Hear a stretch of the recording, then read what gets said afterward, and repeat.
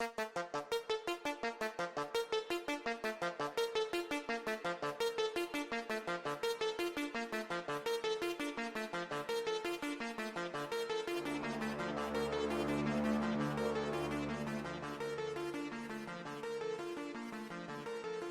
right, welcome back to Science versus Conspiracy. I am Conspiracy. And I'm Science.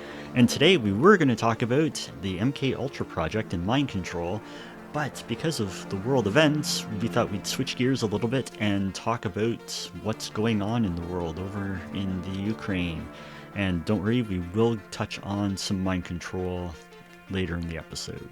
And we will get back to the MK Ultra episode really soon.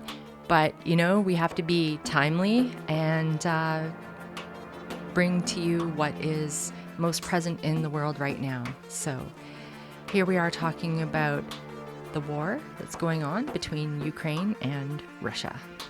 Yeah, I didn't really think that Russia was actually going to do what they did, to invade the Ukraine when they did. But after doing a little bit of a deep dive, some research, it kind of makes sense. Research, Bob? Oh my God. Again with the research. I did some investigating. You did some reading. I did some reading. You know what, actually? And I'm gonna tell you two things right away off the bat.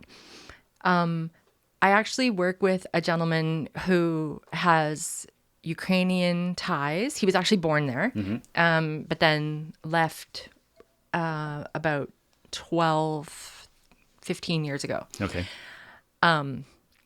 He doesn't have family there anymore, but I did ask him yesterday because I wanted to, make sure everybody was okay. Mm-hmm.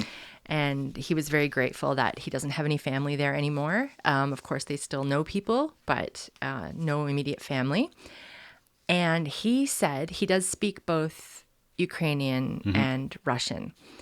And following the news, growing up over the years, he said they've heard Putin talk about this for ages. He's watched Russian news straight from Russia.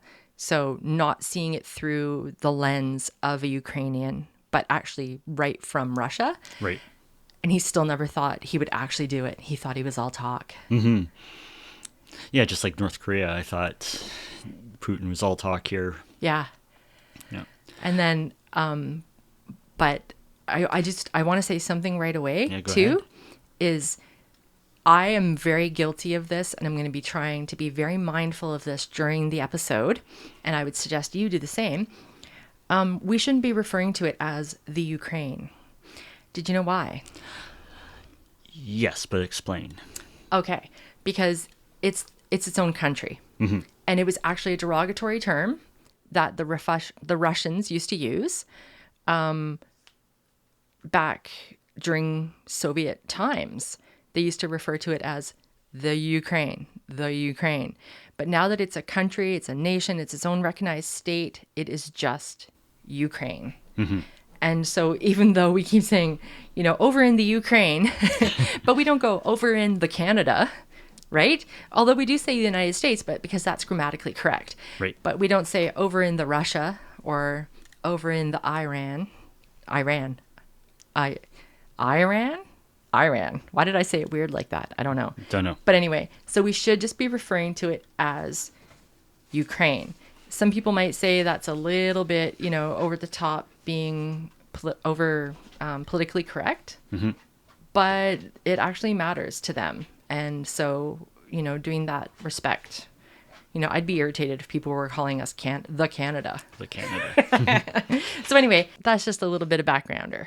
So just to build on that, during my reading, I came across the history of the Russia and the Ukraine, of Russia and Ukraine, and they have quite the history. And I don't think that's what a lot of the news organizations are really getting into right now. So I just thought I would do a quick overview of their history and kind of see how we got here. Yeah, please, because I have to admit I'm not the biggest history buff and don't know a lot about it. So I definitely would appreciate you elucidating that for me as well. And I just wanted to mention before we get any further that we're enjoying some Starbucks coffee today. I'm having a caramel frappuccino. And I'm having a mocha frappuccino, no whip. Yeah, I mean, we don't drink a lot of Starbucks. We do like to support a lot of the smaller coffee companies. But I gotta tell you, there's nothing like a mocha frap. I just love it. Yeah. In the 18th century, the Russian Empire and the Austria Empire controlled most of the territories that is present-day Ukraine. Okay. After the Russian Revolution of 1917, this started another chaotic period of unrest in the region. The partially recognized Ukrainian People's Republic emerged from its own civil war between 1917 and 1921. During 1919, the Bolshevik Red Army established control of the region. After that, the Ukrainian Bolsheviks, who had defeated the national government in Kiev, established the Ukrainian Soviet Socialist Republic. And on December 30th, 1922, it became one of the founding republics of the Soviet Union. So that brings us up into World War II time frame. Okay. So then, just before the war, Joseph Stalin caused a mass famine in the Ukraine, which killed off millions of Ukrainians, mostly peasants and mostly in the east. He then repopulated the area with ethnic Russians to kind of support, I guess, what Russians would eventually do. Right. After Nazi Germany and the Soviet Union invaded Poland in September of 1939, the Ukrainian SSR territory expanded westward. The Axis armies occupied Ukraine from 1941 to 1944. And during the Second World War, the Ukrainian insurgent army fought for Ukrainian independence. So even while this whole occupation of Russian and German troops, there was a small faction of Ukrainians wanting to still be independent from the Soviet Union. Okay. After the war in 1945, the Ukrainian SSR became one of the founding members of the United Nations. In 1954, the Republic expanded south with the transfer of Crimea into Russia. And we know Crimea, there was a big transfer of power, and it's still not recognized by most countries as now part of Russia. Right. So lots of turmoil. Now this brings us to about 1986. Okay. So April 26th of 1986. And do you know where I'm going with this? I do. Yeah. So at about 1:23 a.m. At the Chernobyl Atomic Energy Station, Reactor 4 overheated and exploded. The government maintained the incident was the result of a flawed reactor design coupled with human error, insinuating that the workers weren't sufficiently trained to handle any sort of emergency situation. So we got to keep that in mind, because this whole Chernobyl experience is going to come up later in some of the stuff I'm going to talk about. Okay. So Chernobyl, as we know, is highly radioactive, and it's going to be uninhabitable for about another 3,000 years. Yeah, I know. I was actually really stunned when I saw that the whole area is still. But I also saw that they have tests, that they have tours of the Chernobyl plant. They do. You're definitely in a reactive protection suits. And I don't know really the logistics of it. I never really looked into it. But yeah, it seems a bit odd, but hey, whatever. Yeah, that's definitely not on my bucket list. No, not something I want to tour. I've seen actually virtual tours of it a little bit, though.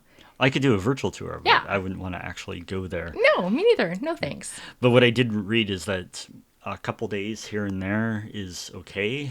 It's not ideal by any stretch, but if you're around for a prolonged period of time, then that's when it becomes a serious concern. Yeah, I mean, and if you think about it, it makes sense. People do get chemotherapy, radio treatment, radiotherapy, nuclear medicine, right? We're exposed to little bits of radiation all the time, even just at home. But certainly small amounts are okay. Even, small amounts repeatedly. But small amounts over time, repeatedly, extensively, will add up. Exactly. And that's why it's uninhabitable, because you cannot live there and be exposed to it, even at small amounts for that long of a period. You can't live there. Yeah, and despite what the comics tell us, that radiation exposure will not make you into a superhero or a supervillain. Yeah, either way, whatever Depending- floats your boat. Yeah, whatever way you're leaning. So fast forward a few years to January 21st, 1990, Okay. where over 300,000 Ukrainians organized a human chain for Ukrainian independence. Ukraine officially declared itself independent as an independent country on August 24th, 1991, with over 90% of Ukrainian citizens voting for independence. It's unbelievable that it was such a short time ago Yeah, in the history of the world. and that's an overwhelming majority Oh, yeah. of people wanting, yeah. wanting this. Clear message. Quite the contrast from Crimea, where I think it was only around 20% of the population wanted to remain independent and not okay. join Russia. Oh, okay. Ukraine became independent just as the Soviet Union was dissolving in 1991. Okay. So this started a period of transition to a market economy, which the Ukrainians suffered eight long years of a recession. However, they did bounce back and they did experience a high increase in GDP growth. Unfortunately, by the time they kind of ramped up, it was 2008, and the world was hit by the world economic crisis, which plunged it into economic chaos. Okay. Okay, November 21st, 2013, when the Ukraine was preparing for an association agreement with the European Union, at the last minute, the deal was suspended due to Russian influence. This sparked mass protests lasting months by pro-European elements within the Ukraine. Okay. The protests became known as the Revolution of Dignity. There was months of protests, like I said, and then eventually the Ukrainian parliament impeached Yanukovych. Sure.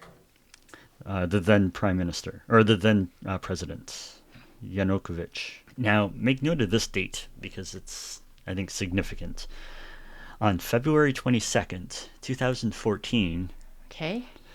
and on between the 22nd and the 23rd in 2014, the Russian-Ukraine war started with a little mini civil war where the Russian forces entered Crimea.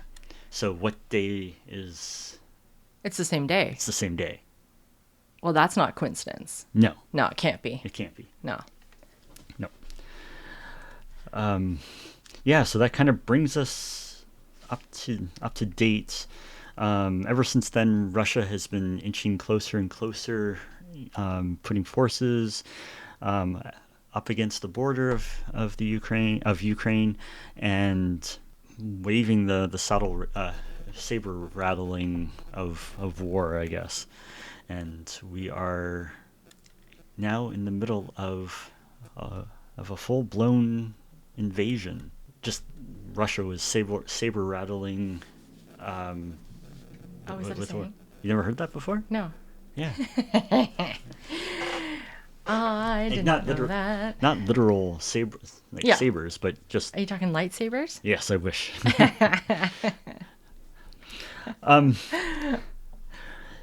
So So there's a couple of other things that kind of go into this. I don't know if you want to jump in and say anything here. Well, no, just like I know for months, Putin was, repeatedly warning about an invasion. There was heightened tension. The Kremlin kept pushing NATO to prevent the Ukraine from ever joining NATO. Russia was denying that they were preparing to invade, yet had amassed, 200,000 troops and their tanks and their artilleries, and started to position themselves along the border in Belarus and Crimea. And yeah, that's where they got to. Right. So I don't think the date doesn't have some significance. When you look at the history of it, it's on the same day. Oh yeah, and it takes time to build up your army and to get troops in place. And out of all the days that they picked to invade. Exactly. Yeah, yeah. And one of the first targets that they went after was the Chernobyl nuclear power facility, and they captured it. Yeah. So now... And people are actually still being held hostage there. Yeah. The staff are being held hostage there. And that's terrifying on so many levels. Like, what does that mean for us in the West, too? Yeah, and I'll get to that in a second. Okay. Because other parts of my reading... Bob did air quotes for those of you who wish you could see us filming this or recording this. And yes, we will eventually get to video. Yes. Just not yet. So let's back up slightly. Actually, first off, let's start off. I guess the obvious reason why they may have taken Chernobyl is because it's just upriver from Kiev, and it would be easy to move troops up and down the river to invade the city, which I think is already underway as of the time of recording this. Yeah, unfortunately it is. Right. Yeah. The invasion of Kiev. Yes. Yeah. Yeah. But now, okay, so that's kind of what everybody is talking about, that it's an easy strategical outpost for them to invade the rest of the country. Chernobyl's just north, like Yeah. you said, upriver on the border of Belarus. Right. Yeah. But, okay, so let's go back to the early 70s now. Okay. So we have to just jump back just a little bit. Okay. And we need to talk about the Russian woodpecker. I know I've been throwing that term around since yesterday. What do birds have to do with it? That's what I wondered. It's a term, or I guess a code name for this radar facility that the Russians built called Duga 3. And they created two of them. One of them is just outside of the Chernobyl area. And what this is, there's a whole documentary and movie that won a Sundance Film Festival awards and everything about this. But it was a radar facility that the West thought was the Russians sending signals out over the airwaves at 10 hertz, and some conspiracy theorists of the day and higher level government officials thought that it was part of the Russian mind control experiment. Okay. Gotcha. So it was this loud noise that I guess from a little bit of the reading that I've done, when broadcasters and satellites and all that kind of stuff, they all have to take in the aurora borealis interference, radio waves, and all that kind of stuff. But with this, it seems that it didn't take that into account, because then they can compensate for it and the signals can kind of get muted or something. Okay, sure. I'm not exactly sure of all the science. Okay. I've only had a few hours to look at this. But anyways, the frequency, it was 10 hertz. They thought it was mind control because because different broadcasters were picking it up. You could pick it up over the airwaves on radio, on like ham radios and commercial broadcasting. And it was so loud that something had to happen with it. So then kind of fast forward a few years and and let me just say here, just going back a little bit, in 1981, an NBC broadcaster wondered, and this was, I guess, a direct quote. I'm not sure who said it, but it was a newscaster on NBC. Are they trying to reduce us to zombies, stumbling around and waiting to be told what to do? Isn't that wild? Yeah. So after the fall of the Soviet Union, the 14,000-ton military radar installation in northern Ukraine near the border with Belarus has remained a mystery to outside observers, largely because it sits right next to the Chernobyl atomic energy station. All right, so let's dive back into this Chernobyl part of Yes. the Ukraine mystery war thing that's been going on. And the woodpeckers. And the woodpecker. So, I mean, I certainly have some comments on the woodpecker too, but maybe you need to finish where you're at with that first. Right. So the woodpecker, this weird, bizarre radar facility that the Russians had built just outside of Chernobyl, was, by all accounts, going to be used for, obviously, surveillance on the West.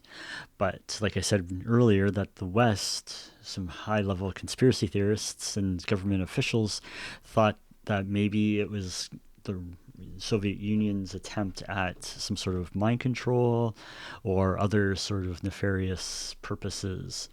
So when Chernobyl exploded, one of the theories is that it was to cover up the multi-billion-dollar debacle that the woodpecker was representing, and high-level Soviet officials ordered the destruction of Chernobyl to cover up all the mismanagement and the complete failure of the program.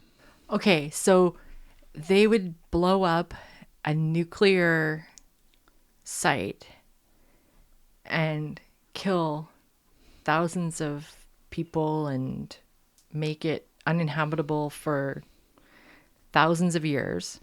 This is the same country, though, back in pre-World War II, with Joseph Stalin, who killed hundreds of millions of people, starved them to death, just so that they could have control of the territory. Okay, fair enough. Now, okay. So, okay, one second about that. So, going back with this failed experiment, even though the area was evacuated, like the Chernobyl area was evacuated, and so was the radar base, there was a weird, bizarre signal that persisted up until 1989, and nobody could figure out why it was still emanating from the radar base. You know, it happened in around 89, 90, 91. Well, 89 to 91 is a long period of time. Well, that was like the fall of the Soviet Union. Mm-hmm. Mm-hmm. Mm-hmm. And then... So how does that tie in? Well, then in 2013, right before the Ukrainian uprising, the signal started again. And nobody could figure out why. Now, years later, Chernobyl is the first outpost that the Russian insurgent army took control of this week. Dun, dun, dun. Dun, dun, dun. Okay, So I want to know, what could they have screwed up so badly that they needed to cover up? What were they trying to hide, if that's the case? Well, apparently, from what I read, this woodpecker project cost like 3 times as much or something like that as the whole Chernobyl plant. So this is a massive, massive failure on the Russian government. And they wanted to cover their tracks. But who cares? Like, if no one's ever going to see it. Yeah, but these guys, they have to answer to somebody. And who would they answer to? Well, the Soviet Union government. But Like, you said it was the Soviet government who told them the to higher blow it ups. up. There's always somebody higher. So trying to save their butts, do some butt covering. One of the theories is that they blew up Chernobyl to cover their tracks. And now, going back in and taking Chernobyl as their first real victory, are they going back in to recover something from the Woodpecker Project? Oh, so is that your theory? It's one of my theories. Interesting. Okay. But if they blew everything up, there'd be nothing there anyway. Well, the facility is still there. Like they blew up Chernobyl, and because it was in the evacuation zone. Oh, they basically dropped what they were doing, and everybody left. So potentially, there's still stuff at the Duga, which could still implicate them. Yes. Is that what you're saying? Yes. Okay. Well, that's interesting. And Vladimir Putin, being an ex-KGB agent, would have been. I'm not in this part's all. Well, the whole thing's speculation, but this is even more speculation because I don't really know, other than he was in the KGB, his backstory. But maybe there's something. KGB. Else. We will ask the questions. KGB. We will ask the questions. What the hell was that? Yeah, so that's one of the theories.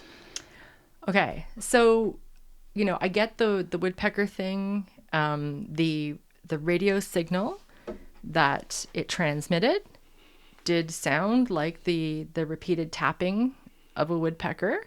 So I don't know what this loud noise is that you're talking about, because what I've been able to find definitely does concur that there was a loud, repetitive tapping over the airwaves, and that was being emitted from the Duga as part of the long-range missile detection. Right. So, that part could be all accurate. As far as the rest of it, though, I don't know. It's funny because I actually saw some conspiracy theories, because I was trying to look into this to see what you were going to come up with. And I saw some conspiracy theories that it was related to HARP and weather control, but not mind control. But sorry, go ahead. I was just going to say, even then, the thing about HARP and weather control was debunked. That it was just for long-range missile sensors, and then it was decommissioned. Right. But it almost sounds like what's been going on in Cuba and other places with the Havana effect. The Havana effect is very different and not related to this whatsoever. Okay. I think. You're talking about the sickness. Yeah. Yeah, no. This is not related whatsoever. How is it related? Same technology, possibly. No, but I mean, with that, people are getting seriously ill. Maybe that was the plan with the Duga from the very beginning. I don't really know. And being behind the Iron Curtain, there was little information out there. Well, I mean, they all play on the same side. Certainly, there's no way for us to refute or confirm any of this. Mind control, certainly wouldn't be under the auspices of HARP, because it would be neuroscientists, not like weather. Not weather modification.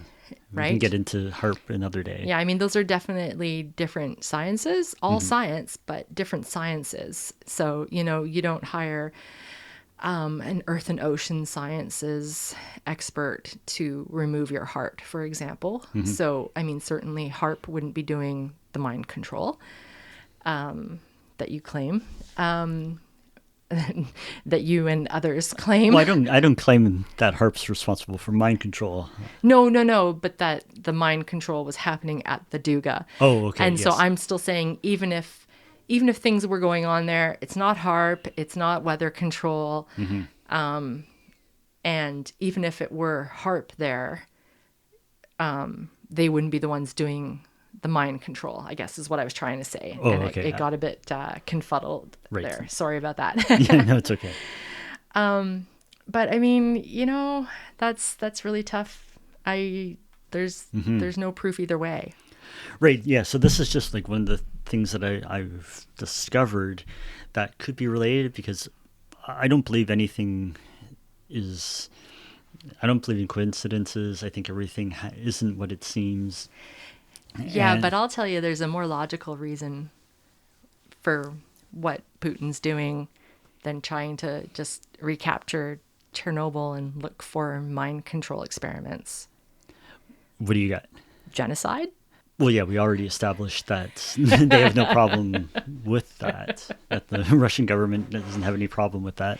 But you know what he's been doing? Oh, I guess maybe finish your thought. No, go Sorry. ahead, because I got other stuff. Okay. Well, I mean, he has actually been trying to accuse the Ukrainian people of genocide, which is ridiculous because there's absolutely zero proof. And this is part of, people have to be able to watch the news and think critically for themselves. There's been shots of a supposed Russian plane being downed over Ukrainian airspace, and it was actually a clip from a video game that looked so realistic. People bought it. Another thing that's been put out there of supposedly Russian soldiers paratrooping in, footage was over 20 years old. So things are making the rounds out there that some people believe are part of Russia's longstanding campaign of propaganda and misinformation, because what they've been doing is actually accusing the Ukrainian people of genocide of the Russian-speaking people who live in Ukraine. So in eastern Ukraine, there's a Russian-speaking community. And, so what it seems is that this could be all part of, Putin putting, not him directly, I don't think he's the one hitting send on TikTok, but putting, these clips of video games or old footage. It's Russian government, Russian media, whoever it may be, putting it out there as part of the campaign of misinformation. But here's something that's not debatable. He very clearly, factually recorded saying that his goal is to protect the people who are subjected to the genocide of the Kiev regime, and we will seek to demilitarize and denazify Ukraine. So he said denazify, as in Nazis, Right. as in the very kind of right extreme attack that he himself is now doing. Right, but he's not on the right though. They're more communist than fascist. Okay, sorry, yeah. I have the terminology wrong. He's accusing them of the fascist behavior. And essentially he's just being a little Hitler is what he's doing. He's and with an amazing social media win, Ukraine's official Twitter account actually posted an image of like giant Papa Hitler lovingly, nurturingly caressing the face of Putin. And it's actually chilling. Like, it's funny, but it's one of those political cartoons that really hits home. Right. Because it's chilling, because he is essentially enacting Nazi war crimes himself now. And it's no coincidence that the president of Ukraine, Zelensky, is of Jewish heritage. Interesting. That's scary. That's messed up. Yeah, that is. Like I just we could seriously be seeing another Hitler here. You didn't know about any of that? No, because I don't know. I'm Because you read the conspiracy papers, and Well, I don't know. I read the actual news, Bob. I No, read the facts, no, Bob. I do too. But little nuances like that, I wasn't really aware of and really Yeah. looking at, because I was looking at what's the real motive. Well, the motive is genocide. The motive is clearing out the what he believes are the people who are trying to take away Russian heritage, and supplanting but with Ukrainian heritage. But he's saying denazify, but that's he's actually the Nazi in this case. But I just want to make it clear for everybody who is listening, Bob actually does read the real news. I don't want to cast him in like this really wacko light. He's just more open to certain phenomena than perhaps I am. But he definitely does read the news. That's why I'm conspiracy and you're science. Yeah, but he does read the news with a critical eye. So Right, and like one of the things that I've been I guess the angle that I've been investigating hasn't been the genocide, I guess the human part of the story. It's been more of the economic side of things. Okay, and sure. The war and military, like in the mind control, Yep. possible mind control experiments. Yep.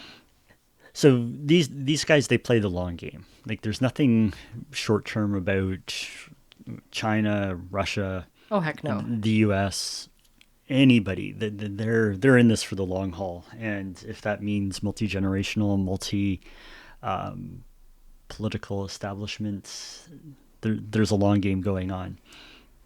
And one of the things that we have to really be aware of is that the energy crisis and where is the energy coming from? Yeah. And in the European Union, they get most of their natural gas and crude oil from Russia. And with this left-wing green agenda that's been pushed through most Western countries over the last number of years, gas and crude oil and natural gas, they've all been kind of outlawed and demonized. And for that, like Germany, for instance, they get 40% of their natural gas comes from Russia because they've decommissioned, or in the process of decommissioning, nuclear power plants and other coal and other forms of energy, because this green agenda that all carbon polluting stuff is bad and they have to get down to carbon neutral stuff. Okay. So all the Western countries, they're all on this bandwagon, but other countries like India and Russia and China, they've never signed any of these accords, and they're one of the biggest polluters. Yeah. Where all these Western countries, they may still be producing coal and natural gas, but their emission levels are far lower, and compared to Russia and China. Where in China, they're upping their coal producing plants and everything, and same within Russia.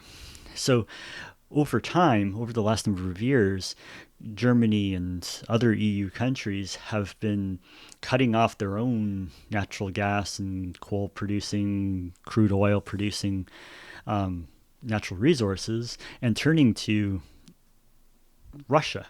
Okay. And one of the biggest pipelines that delivers the natural gas to Germany runs through the Ukraine. Through Ukraine. Through Ukraine, sorry. I mean no disrespect. No, I know. We just got to keep practicing. It's just like anything. It just sounds more natural to say the Ukraine. Yeah, But and I I don't think mean it. No, and I think it might be because of the U. It's I think it's a grammatical convention, so I think it's because of the U in front. Yeah. I think it's it something just to do sounds with more natural. But having the article in front. So yeah. But I mean no disrespect. no, of course. 40% of the natural gas flowing into Germany comes from Russia, with a pipeline goes directly through Ukraine. Okay. So with the war looming or in progress, I guess because it technically Russia has declared war on. Yeah, they're calling it war now. Calling it war on the Ukraine.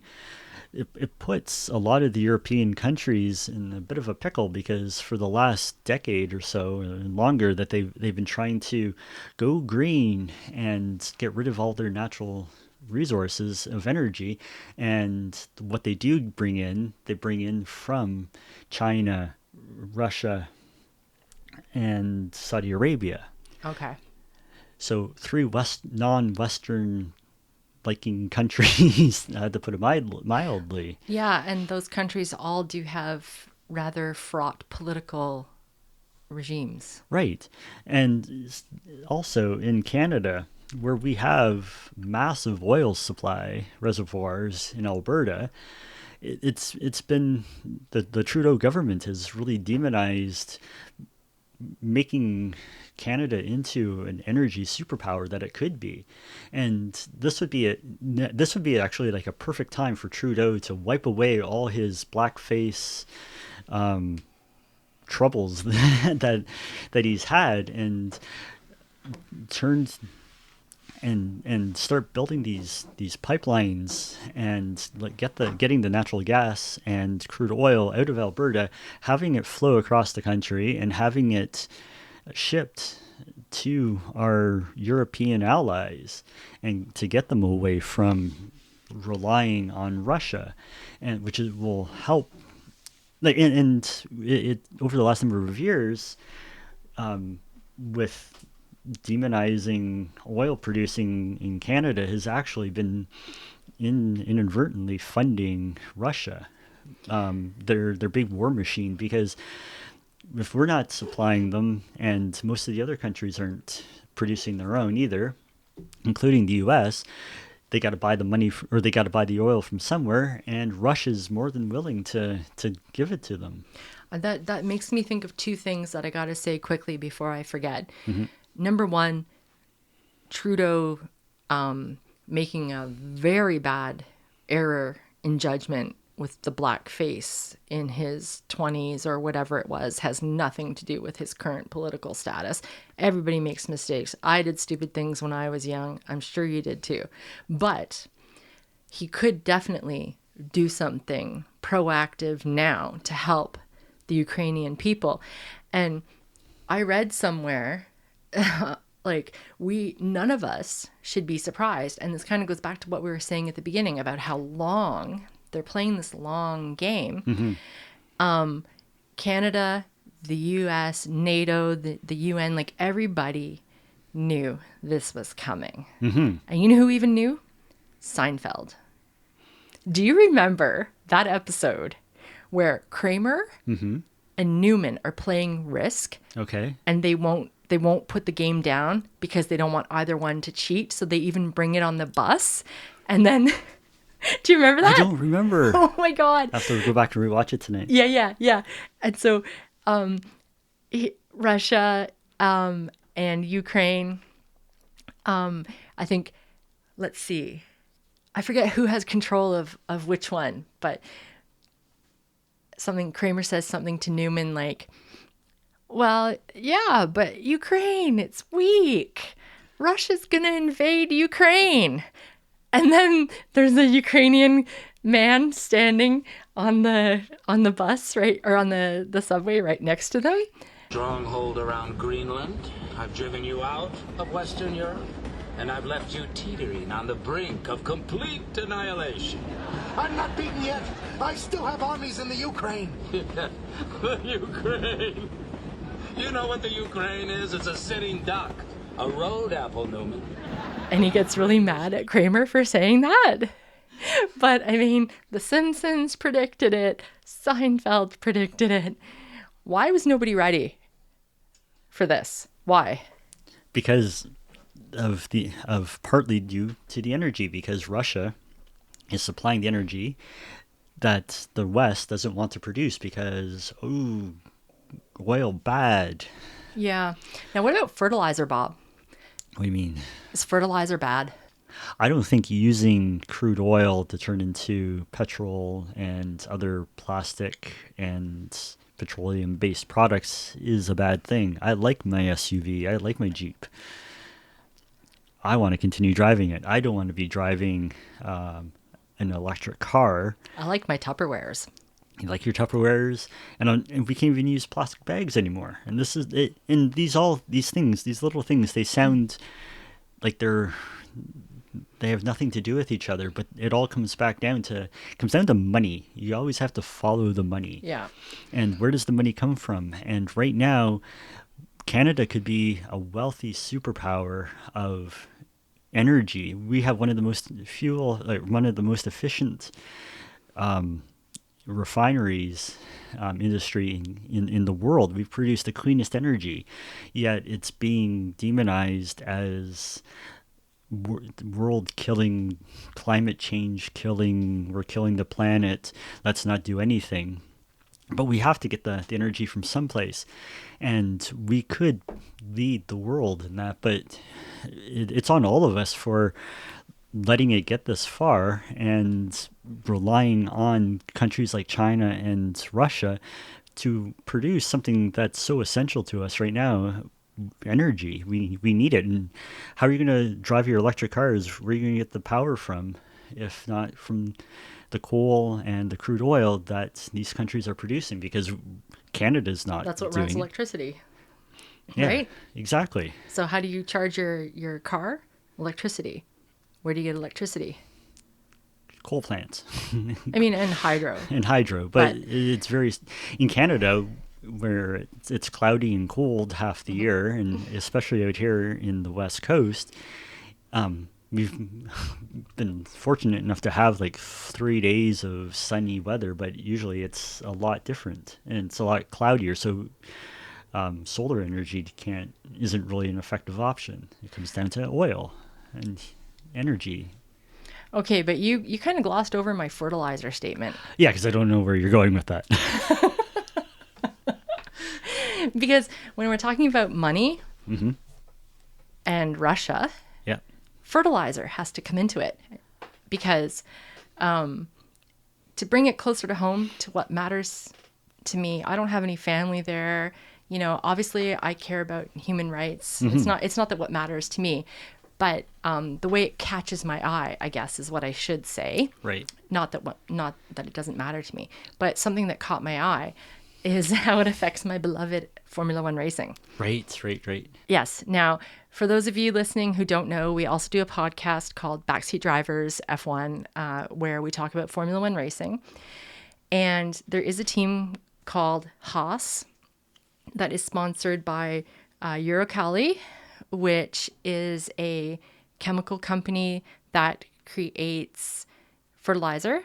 It is owned, the majority stakeholder is Dmitry Mazepin, who also now has his son being a paid driver, or paying, like what we mean as a paid driver is they're paying to have the seat, as opposed to the driver is being paid by the company to drive, which is normal. He is instead paying to have the seat so he can earn to be there. So his son, Nikita Mazepin, is driving for Haas, and Dimitri's company, Uralkali, is the majority sponsor for Haas. So as soon as the conflict erupted in a massive way, two things happened. Immediately, the amazing person that is Sebastian Vettel, German driver who drives for Aston Martin, said that he doesn't believe they should hold the race in Russia and he would boycott it if they proceeded to hold the race there. And they stripped the car of all of its The Haas's car. Yeah, sorry, not the Aston Martin. Haas stripped the car of its branding that pertained to Uralkali, any of the Russian influenced sponsorship, and ran it white.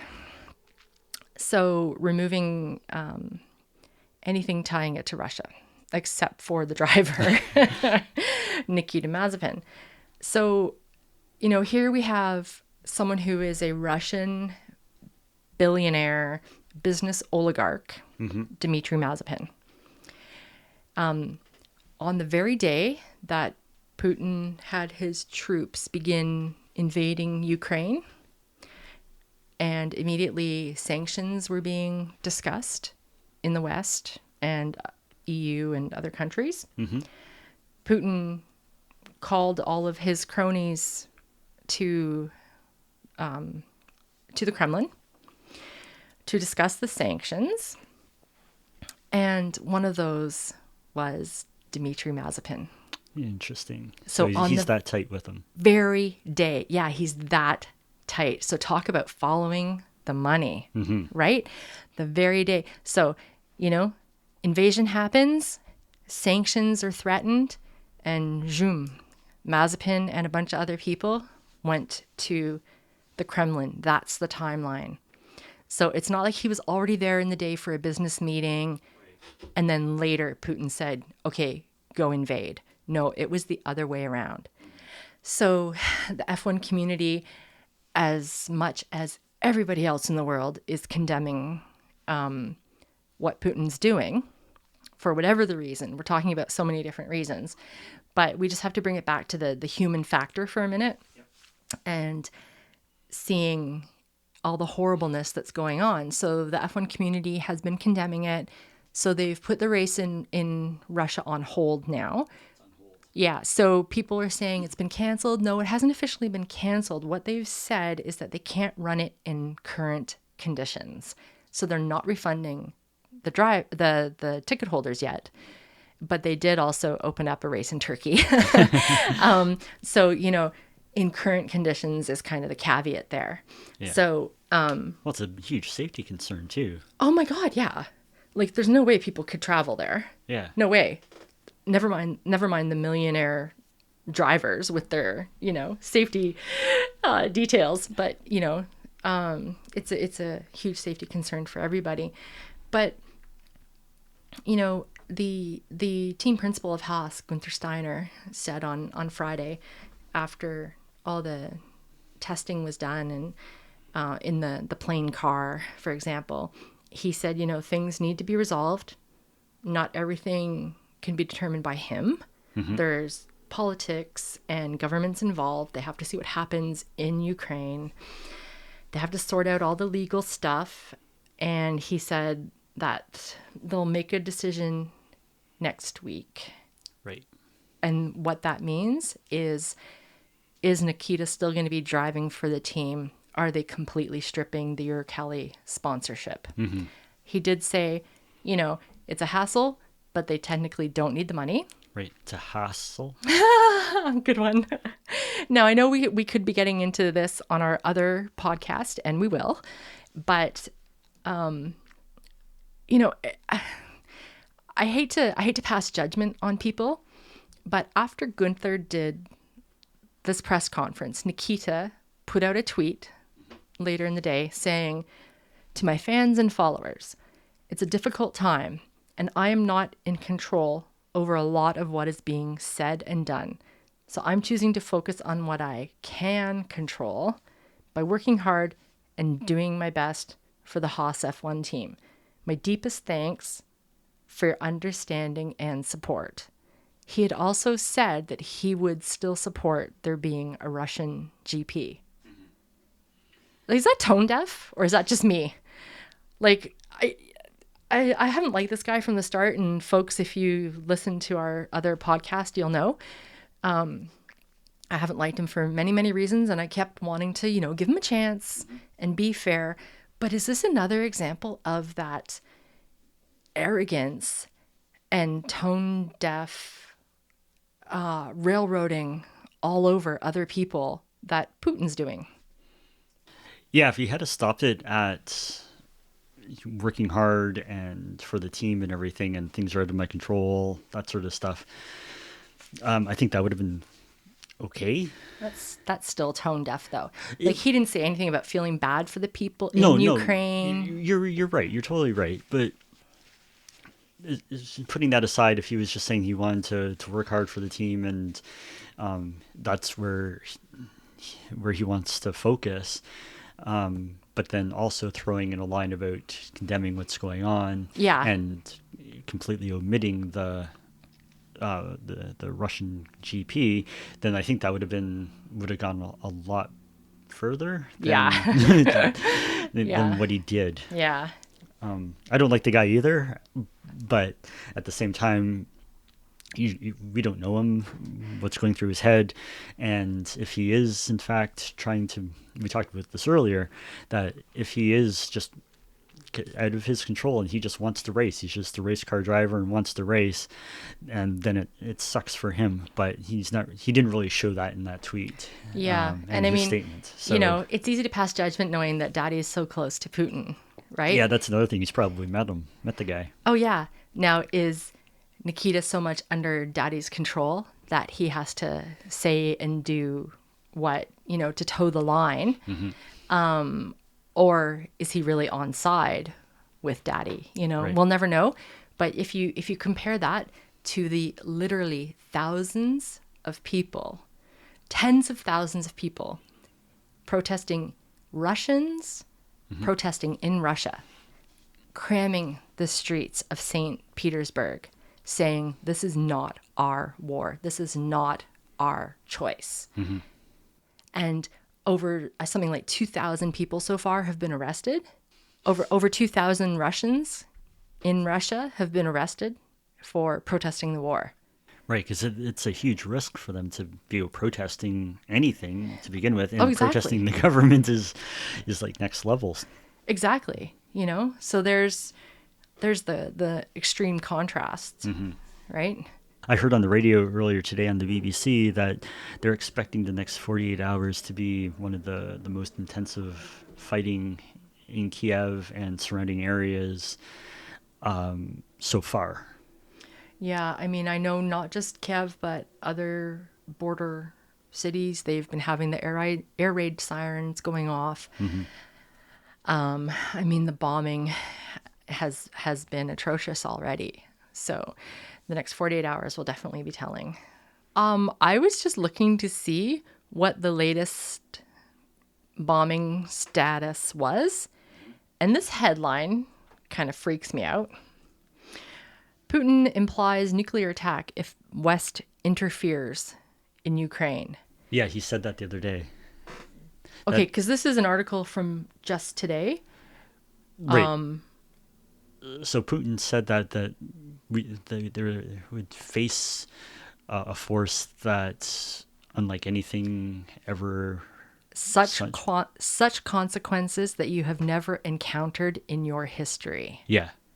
That was from the other day. Oh, dear God. Yeah. And what I was going to say about the NATO chief guy, he was saying that there's Article 5 of NATO that can also involve cyber attacks.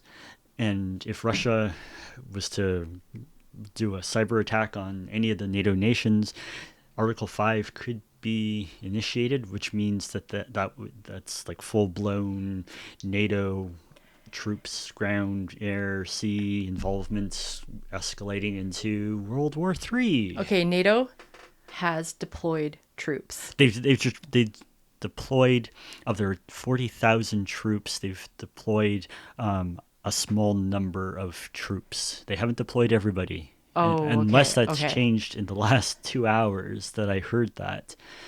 But they were deploying a number of troops, but not everybody. And the general kept assuring and saying, but take that as you will, with a grain of salt, that it was a small number of troops, not the entire 40,000. But even 40,000 compared to the 170,000 troops that the Russian army has in in Ukraine right now. Yeah, okay. So as of like an hour ago, the last article that I could find on it says that Stoltenberg at NATO said they would not be deploying the entire force, but rather parts of a spearheading unit led by France will be sent. And yeah, oh my God, I can't fathom this. Yeah, and This is getting bad. It's getting bad, and It was already bad, but yeah, not to diminish what's come before this moment, but wow. But yeah, I guess we should leave it there and get this podcast up, because I have a feeling we're going to be need to do another follow-up soon. But I mean, certainly, it'd be interesting to see what happens with the area around Chernobyl. If they do take down the area that was the woodpecker, yeah, there's a lot for us to be checking in on over the next few days. yeah. So it's only gonna escalate from here. Yep.